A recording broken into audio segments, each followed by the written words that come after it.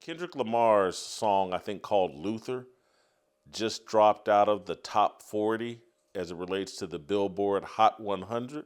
And this is the first time in 35 years that hip hop is not represented in the top 40.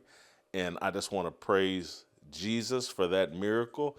I just want to thank God for making this happen. And I hope that hip hop music, the current form of it, never reappears in the top 40.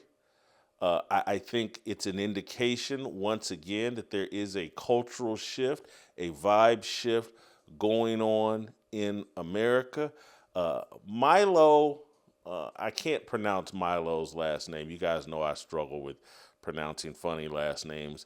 Yanta Talumpos or whatever. Milo tweeted out something yesterday about this that black people aren't cool anymore, and everyone is sick of rap and hip hop, which have been stuck in a creative rut for years, perhaps decades. What's next? I saw Milo tweet this out, and I'm like, the guy has nailed it. Uh, Shamika, I'll start with you. Uh, no rap in the top 40. Are we reading too much into it, or is this an indication that the world is healing and people are coming out of the demonic cult of hip hop music?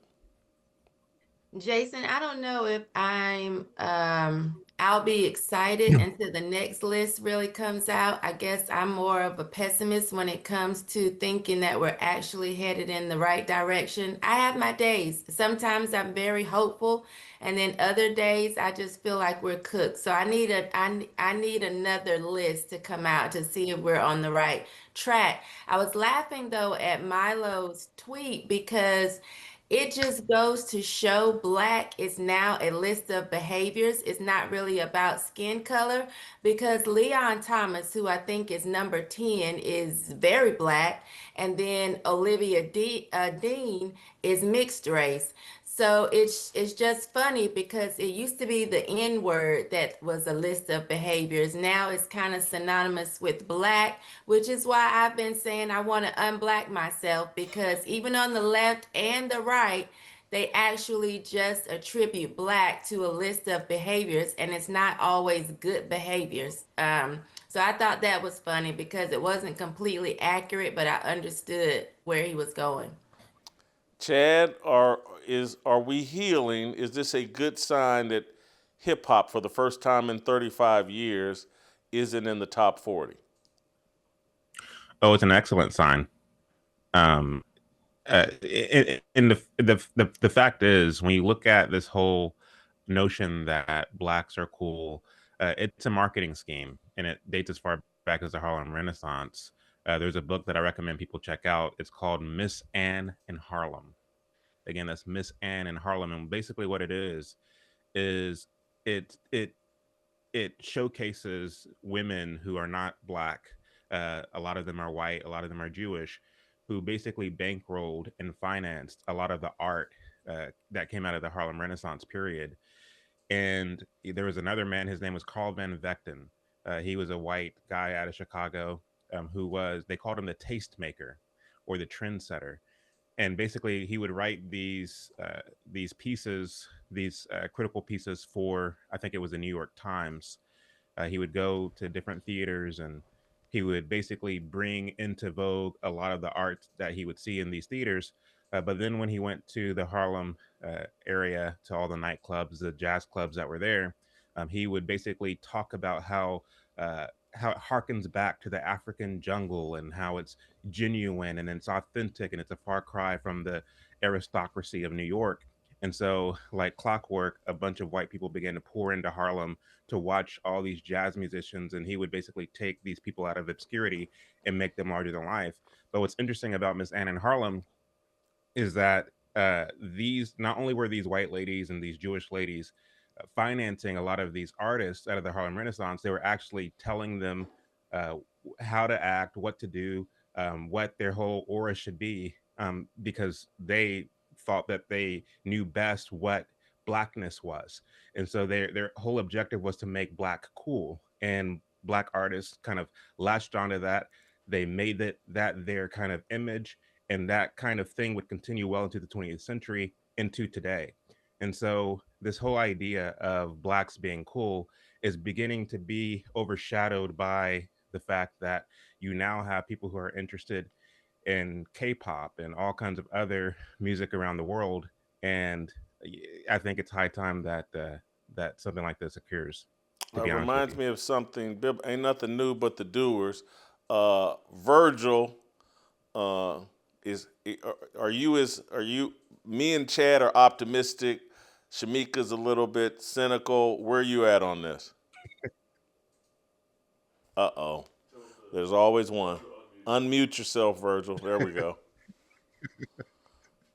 I'm probably pretty cynical about this. I just I'm happy to see that hip hop is taking a nosedive, especially in its current iteration. We grew up, Jason, in the 80s and understood kind of the old school hip hop, kind of the golden era of hip hop. And then soon after that, the '90s came along, and we got gangster rap, and that after that, that became the new cool, right? If you didn't have enough profane words in your content, if you didn't have enough sexualizing of women in your content, you weren't going to be a hit. And that's only amplified over the course of the last 20 years since 2000. And now we've got women saying things about themselves that they were upset 20 years ago that men said about them. And so it's absolutely disgusting. If you were to turn on your radio, or people don't listen to radio anymore. If check out a video or hear content of what these women are actually saying about their body parts. I mean, it's absolutely disgusting. And so I think it's wonderful that for at least a moment, at least a minute, at least a point in time, we're not going to be bombarded with that kind of crass chaos. And so our ears can be cleared out. We can kind of breathe a sigh of relief for a bit. But my thought process, kind of like Shamika said, is that, we're going to have to give this a few weeks or so to see if it doesn't, show up again. Some big behind girl with, with the right, with half good rap lyrics shows up, and she's now the new, eyeball catcher, the new person that's catching eyes, and we're entertaining what they have to say. So I anticipate it'll make a rise again. I I think I think for we got to remember we're 13% of the American population, so they say, and much of the rap music was bought and consumed by young white people, and that's not to demonize them. That's just speaking the hardcore numbers. And I think young white people now don't see these minstrel idiots as cool anymore.